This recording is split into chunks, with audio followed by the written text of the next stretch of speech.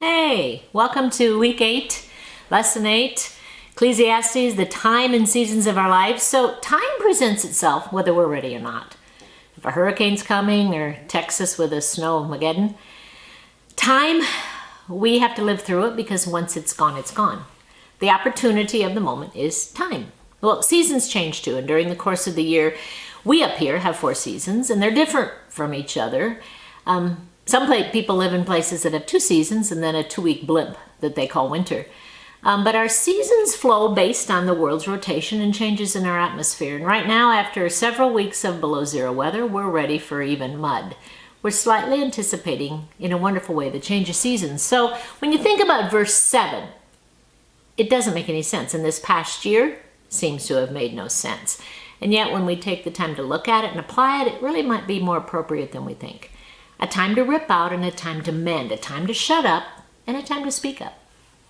Now, I grew up with a mother who sewed. Now, sewing is taking fabric and a pattern or your imagination and making something. My sister and I had matching dresses, of which I don't think she probably thought was as cool as I thought. But what I remember not necessarily about my mother's sewing was her mending. She put things back together. Mending is taking older things, putting them back together so it can be used, kind of a preventative.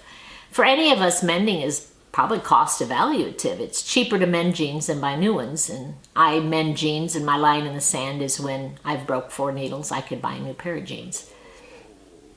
According to Webster, though, we also mend things that aren't, clothing, relationships, vehicles. We fix things, we repair, we patch, we restore. So Ecclesiastes clearly states there is a time to tear and a time to mend. We need to look at the tearing. We understand mending. We need to look at the tearing because in historical purposes, there's a reason before it.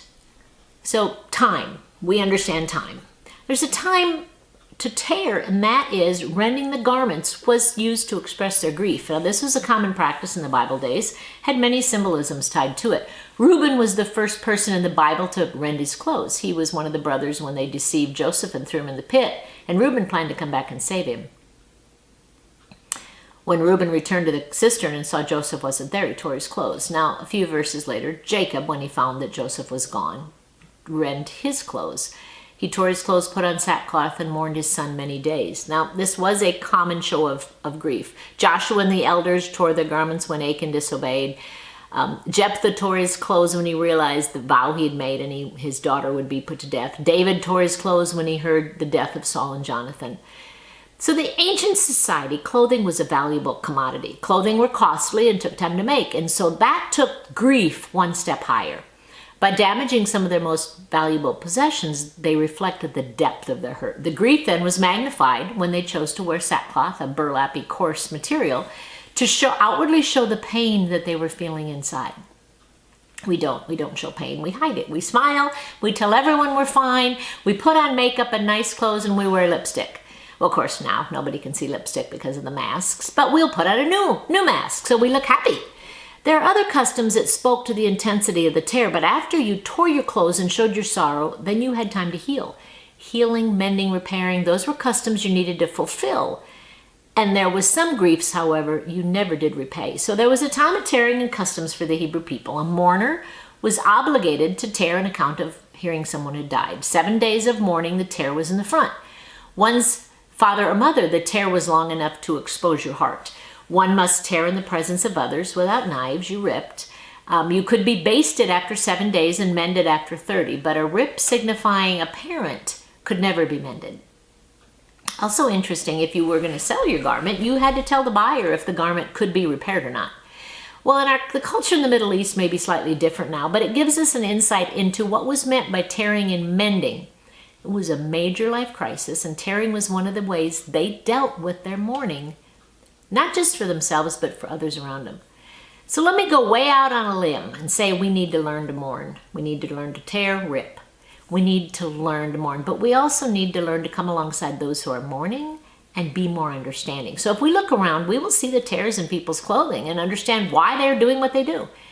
If we allow our tears or rips to be visible, we may seem more real to people and let people actually see what God's doing in our ripped up lives. In our culture, we have counselors. in the early civilization, they had friends. So let's look at Job's friends, actions before they talked. Job 2:11. Job's friends heard of all the trouble that had fallen him. Each traveled from his own country, Eliphaz from Teman, Bildad from Shulah, Zophar from Namath. 3 of them went together to keep Job company and comfort him. Now, when they first caught sight of him, they couldn't believe what they saw. They hardly recognized him. They cried out in lament, ripped their robes, and dumped dirt on their head as a sign of grief.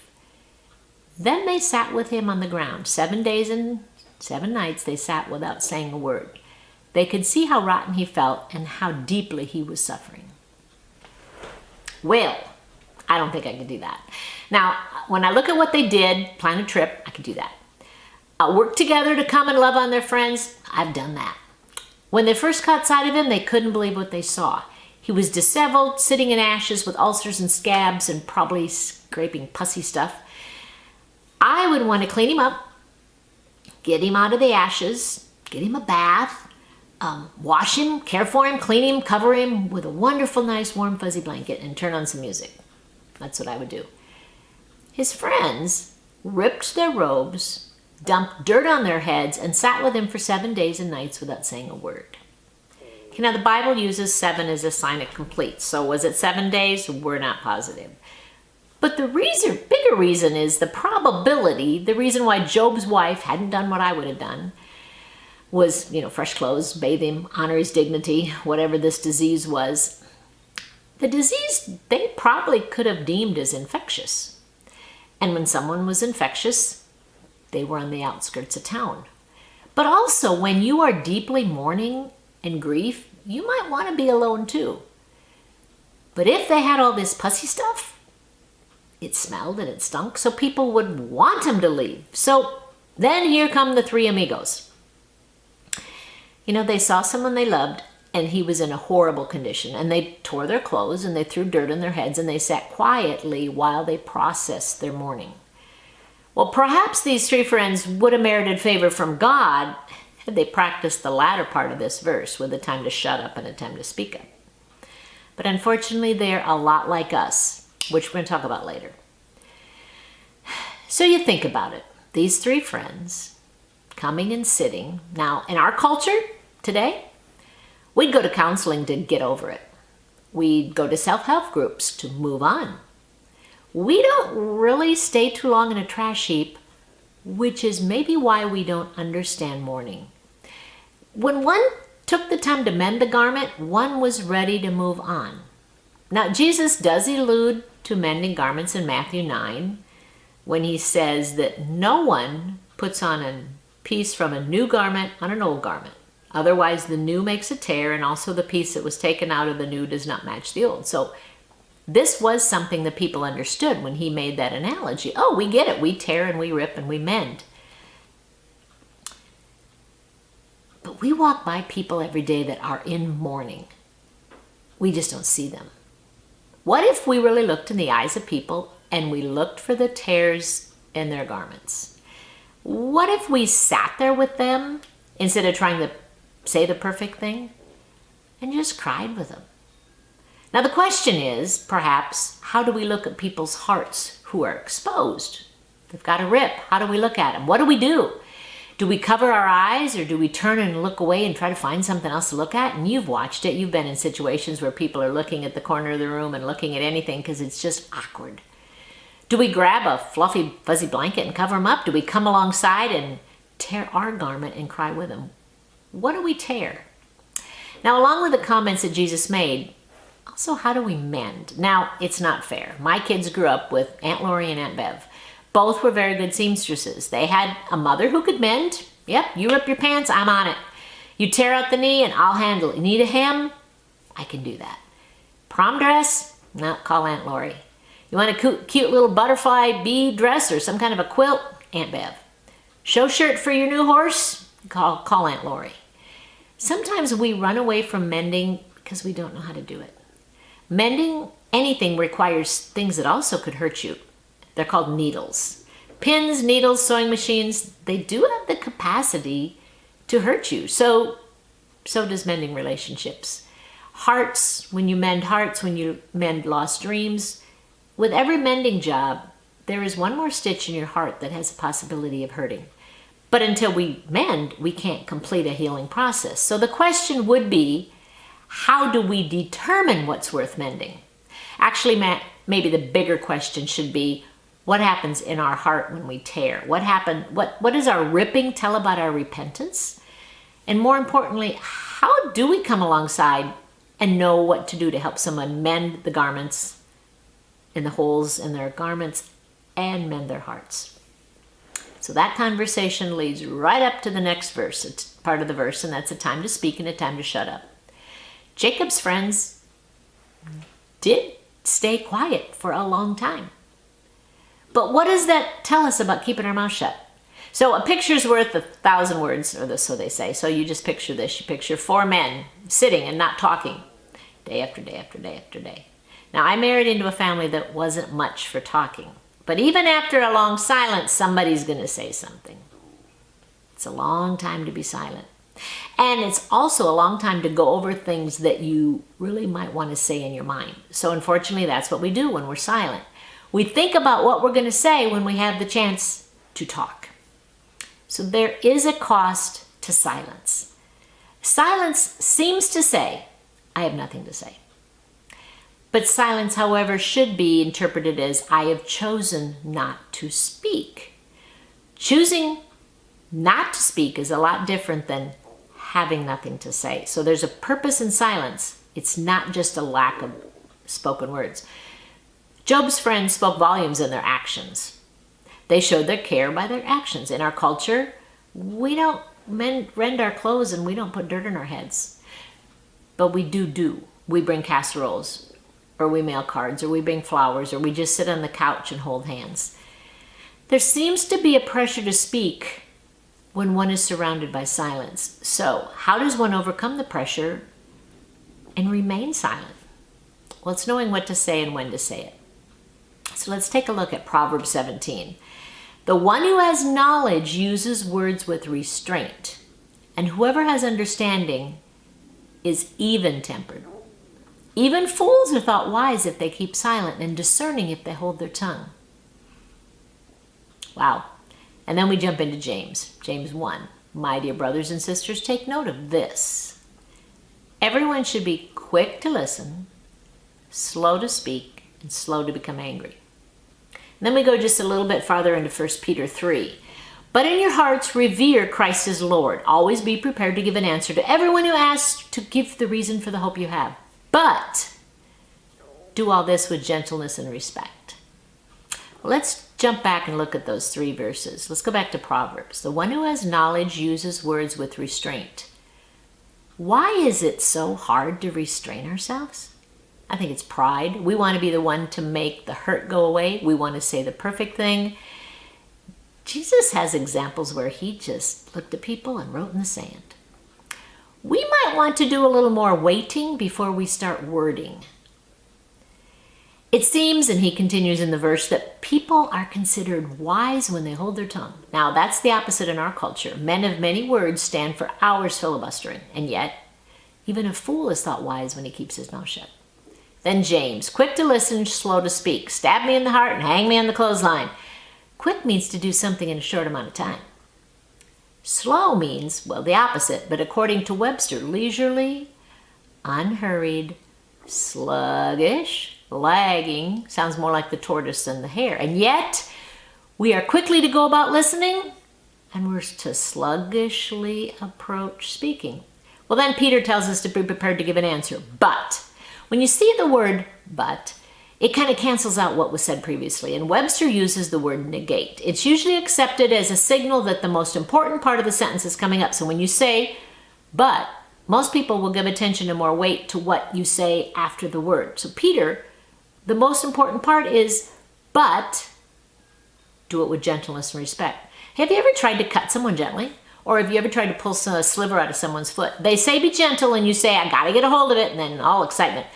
Gentle may not even be in the same house as pulling slivers, but so is talking. We have the perfect words to say, but it's how you say it that matters. And Peter was saying, you know what, to have to know what to say, but you gotta say it with gentleness. Your tone of voice, your presentation, the choice of moment, tenderness of moment, distractions of the moment, I remember one pastor telling that he'd stand at the door and shake hands, and one day he didn't think anybody was listening to him, and everyone that walked by, oh, great sermon, pastor, great this, great that, and he just said, my mother died this morning.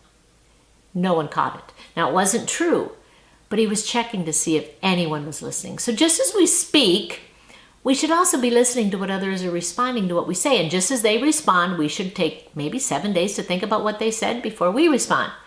So there's a time to talk, and I love to talk. But there's a time to sit down and hold the piece of pottery that other people are scraping their wounds with, and just sit there. So as we work our way to the end of the lesson, what does the method of speaking tell about us? Or perhaps a better question, what does our method of listening tell about us? When do we become listeners rather than speakers? How do we determine when it's time to speak? Now in Micah it says we are to seek justice, and there's a time to speak up on the behalf of others, and there's a time to encourage, and there's a time to laugh, and there's a time to giggle. But most importantly, don't let our words become our weapons. Now I want to end with a few quotes on silence. Gemma Troy, remember your words can plant gardens or burn forests down. Even Buddha, here's one, better than 1,000 hollow words is one word that brings peace. Or J. Iron Word, it's not when my voice is raised you should worry, it's when I have nothing more to say. Move in silence, only speak when it's time to checkmate. And the last one, you can think about this. The word listen and the word silent are spelled with the same letters. Think about it. Have a good week. So time to just sit and talk about some of the things that rending and grieving and talking and shutting up present with us. So how do we look at people's hearts that are exposed? Now there's a couple different ways I think that I'm going to go about trying to get you to think of this. One are people that wear their sleeves on their shirt. They're in their heart on their sleeve, sorry. And we use that saying because if you've got something on your sleeve and you're around people, you're going to brush up against them, and whatever's on your sleeve is going to come off. And when people wear their feelings or their heart on their sleeve, not only is it pretty visible, but it's also gets on other people. Now there's the good to that and there's the bad to that. You talk about someone who's a happy, loving, excited person to be around, and they're wearing their heart on their sleeve, you're going to be a mess of love and feeling worthy. And then you look at people who are extremely needy and they wear their heart on their sleeve, and it kind of just reaches out and grabs you even though you're 3 feet away, or in our culture now, 6 feet social distancing. Their heart that is on their sleeve that is needy just kind of reaches out and grabs stuff like burdock in the field. And how do we deal with people like that? Both kinds.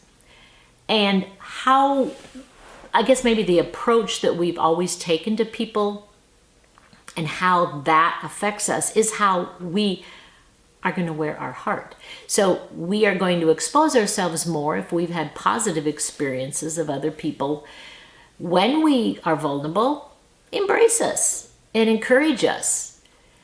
If we spend a lot of time around people that are so needy they suck the life out of us, well, we don't want to be that kind of person. So a lot of it is your personality, a lot of it is your experience, but a lot of it is, do we really want to get involved with somebody's life? Because when you walk through the woods and you get burdocks on you, it takes a long time to pick them out because they get attached to everything. Sometimes the reason why we look at someone who's obviously got a tear in their garment and they're exposed, we're going, oh, do I have time to deal with that now? I'm not saying you ever do that. I know I have.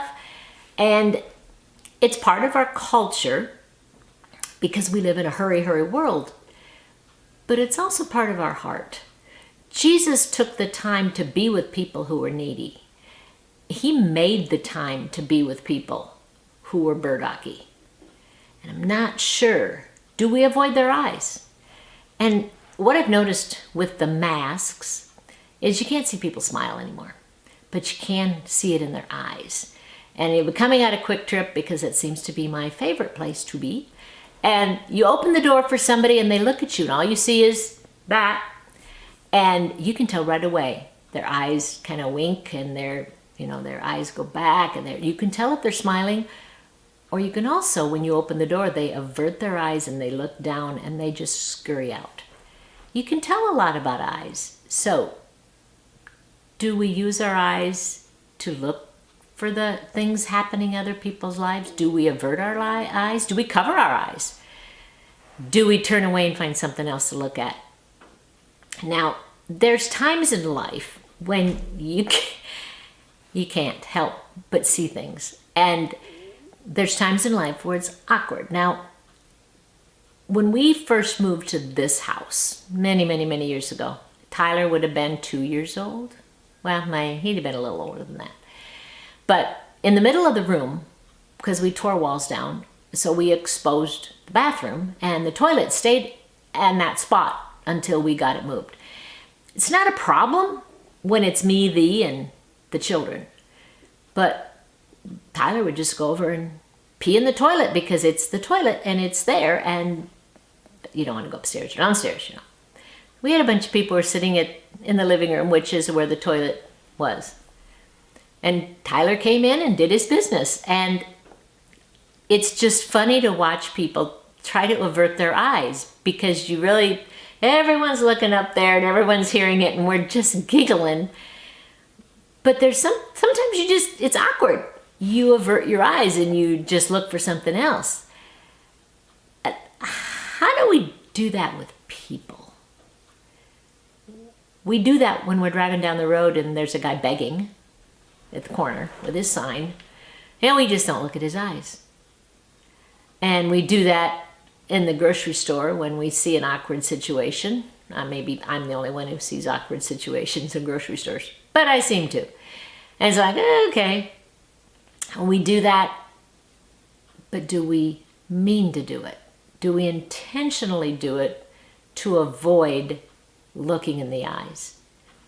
Because part of this tearing and mending was the mending part. So we tear and we rip to show our grief. But then we do need to repair and move on.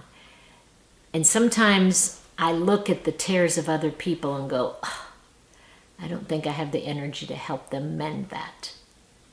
There's some things to think about. So when are those big moments in your life that you rended your garment, that you tore your garment?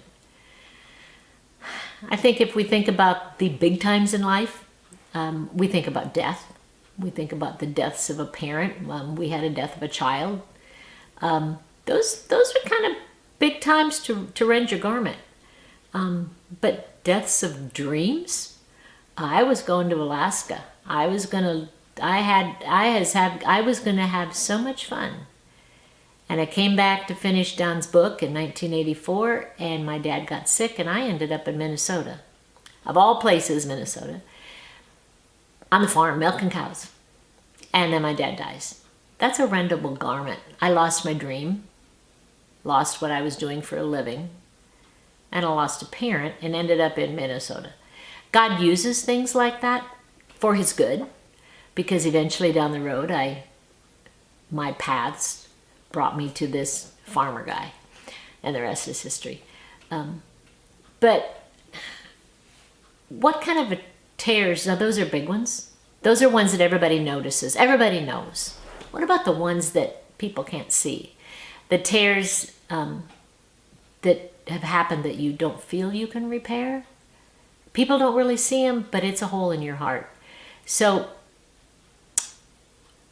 when you have holes and things, what do people see? I can tell you there's a couple people in my life, and one just passed away today, just found out about it. Didn't really see his holes because he was busy glorifying God. Yeah, he had holes. And one year went and talked with him a long time about some of my holes. Holes people didn't see. But when people look at you, do they see what God's doing through your holes? Or do they just see big holes. Sometimes people smile through everything, and it's okay to smile. But there's times where you need to be honest and tell people you got to rip. And life is oozing out of your hole in you, and you just need some help mending it. Things to think about. So when you get to Job, now Job's an interesting story. And the book of Job probably happened back around Abraham's time. So the Bible is not chronologically written. So it's kind of awkward placing of it. But you think about it. Now Job was a massively wealthy man. He knew a lot of people. He had a lot of friends. And when everything went belly up, his children were killed, everything was stolen, he lost everything. That's big. And you know, there have been a few times in life where a couple big things have happened, and I have expected, and I'll be very honest, I have expected my friends to show up. There have been times they did, there have been times they didn't. And it's not always the physical show up, it's the emotional show up, it's the phone call, it's the card, it's the, can I take you to lunch? It's the time invested in you as a person. That's what I mean by show up. Yes, there's times where you need to show up physically to be there for people. Job's friends showed up, and it wasn't an easy, I mean, they didn't just get on Delta, 5102 and fly and get a taxi. It was work to show up. Our investment in our friends, we need to work to show up when our friends need us. And for me, that's manifested itself in some interesting situations. 3 years ago, we were going on vacation. And we were going to go down to our boy Tyler's, and he and us, we were going to go down to South Carolina, and we were just going to go on vacation, and Charleston. I mean, we had it all planned. And phone call that my friend passed away in Atlanta. And I looked at Jim and said, I have to go. I just have to go. How do we make this work? The next morning, Tyler called and said the pastor where he was pastoring, the lead pastor, dropped dead. Those are moments we had to show up. I took a one-way flight to Atlanta, spent a couple days loving on my people, my friends. Jim flew into Charlotte, drove all the way to Atlanta, picked me up, drove all the way back to Tyler's, and we ditched our trip. We stayed and encouraged Tyler, helped the church do their funeral on Sunday. We were there. We showed up. Now, we didn't have 7 days to not talk, but we showed up. We were there because that's kind of big. So, when have you been the Job's friends that after 7 days spoke up? Okay, now the big thing they did was show up. And they grieved and they mourned for however long that was, because 7 is not necessarily, 3 and 7 are not necessarily numbers in the Bible that are always, it's a completeness, it's a wholeness. So after this time of them mourning with him, they spoke up. So they kind of said some wrong things, but I think I probably would have said the same thing, because in that culture, when bad things happened to you, it was the understanding that you had done something wrong. So they were just trying to be friends to get Job back on the straight and narrow. So I get it. We've all been there. But when have you been waiting for the moment and you open your mouth and say the exactly wrong thing loudly? What do? It's awkward. It's extremely awkward. And it's times where you mean to help, but you cut the heart even more. So, saying that, when has grace stepped in and done the mending? And I think that's probably the bigger statement of all, is we all put our foot in our mouth and then we bite it pretty good. But that's what grace is all about. And there are times when we do the things that we know we meant well. And grace steps in and finishes out what we couldn't say, didn't say, figures out how to say it. That's where grace is. So just some things to think about. And the last question I'm going to take totally off the wall and talk about a fire. So when we were kids, we learned fire prevention. Stop, drop, and roll. And actually, a good friend of ours, when we were kids, somehow caught on fire. I think they were playing in a campfire or something. And she wasn't burned as badly as she could have been because somebody else was there and got her to the ground and smothered, some of the fire out. Stop, drop, and roll. So let's really stretch our minds. This doesn't work just for fire. So when we get ourselves in a situation and we're opening our mouths to give the advice after 7 days of being quiet and mulling over what we're going to say, I think the biggest thing is stop the gate before the horses get out. You got to shut it. The horses will go through fences. We have that happen a lot. But a gate is there to tell them there's a boundary. We need to have boundaries. We need to stop. We need to shut the gate, because if the words we're saying are good words, they will come out after you open the gate. But you can shut the gate and make sure they're the right words. If you open the gate and let the words out and they're not the right words, then you got to try to collect them. And we all know the illustration of the nails in the fence. You can pound nails in the fence and you can pull the nails out, but they leave holes. So stop.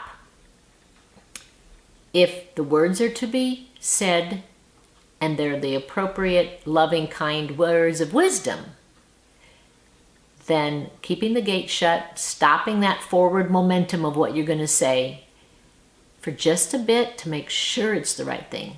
The words will still be appropriate, loving, kind, and useful. Drop. Okay, now I do this well. I drop things. I drop my glasses. I drop kitchen glasses. I've dropped a lot of things in my life. It's because we lose a grip. So you have a pan and it's hot. Your reaction is to let go and it drops. So to drop something is to take your hands off it, to eliminate the possession of it from yourself. Whether it's voluntarily or involuntarily, dropping something is you no longer have it. You no longer have possession of it. There's times we just need to drop things in life that we don't get, we don't agree with, and we don't know how to handle, and just drop them. Take the possessiveness off that we're going to fix it. We're going to handle it. We're going to make everything better, because we're not God. So stop the words coming out of your mouth. If they're the right words, they'll be appropriate in 3 minutes, 10 minutes, or 7 days.